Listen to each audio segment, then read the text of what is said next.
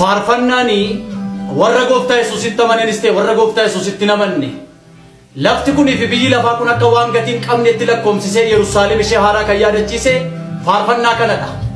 Faarfannaa kana hundi keessan YouTube Sool Alamuu yookaan Salamoon Alamuu irraa deemaati like godhaafi faarfannaan kun baay'ee namatti tola. Video kana share complete gochuun nagatina.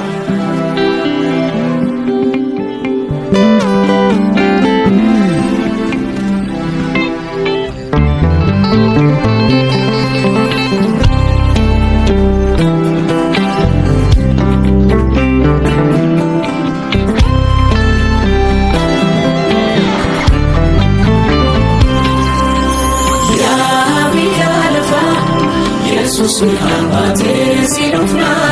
atingu haduftu simate la fakesake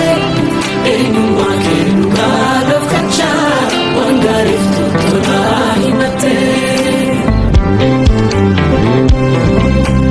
ya biya lafa Jesus abate sinofna atingu wansan simate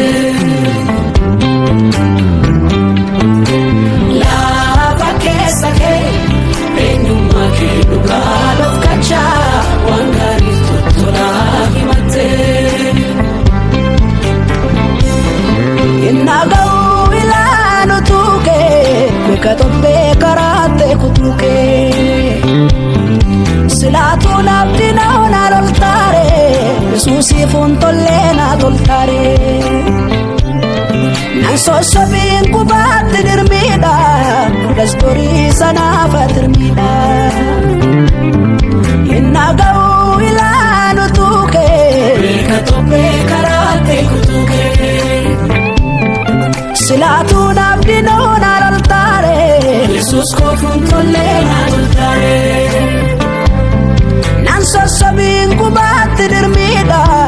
Resmori sana fatirmida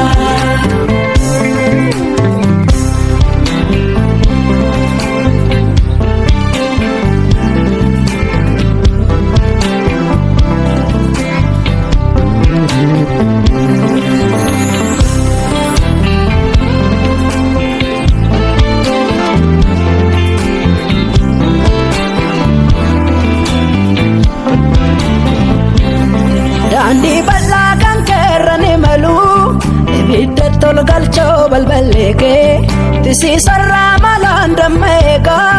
siolim baraso galgaleke irrike kula ma ke sansumi walin galloji kenan simorma firuma walin kabnun kabanus amman sirra sokutan sifurma Namiti kan si garbumu Midakina ke darbufi Sirang godana gaftuku Biya koda ke argufi Namiti kan si mokfamu Baredina ke darbufi Sirang godana gaftuku Yerusalemin argufi Mandara bulkulitti waqayyo birabanti waqa keelta Biyiko Yerusaalem Lakin dogoggorre karaa nama qabbeessa chitti nageessa Biyiko Yerusaalem Magaalaa kuulamtu warki gooftaa ijaare wamaraan qajeeltu Biyiko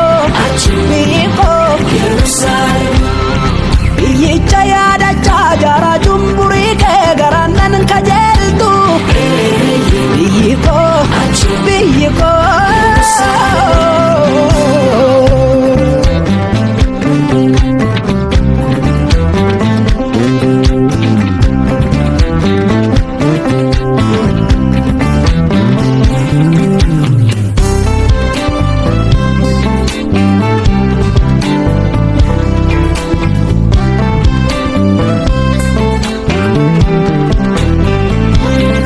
Kutabbi kenarra nan dandeessu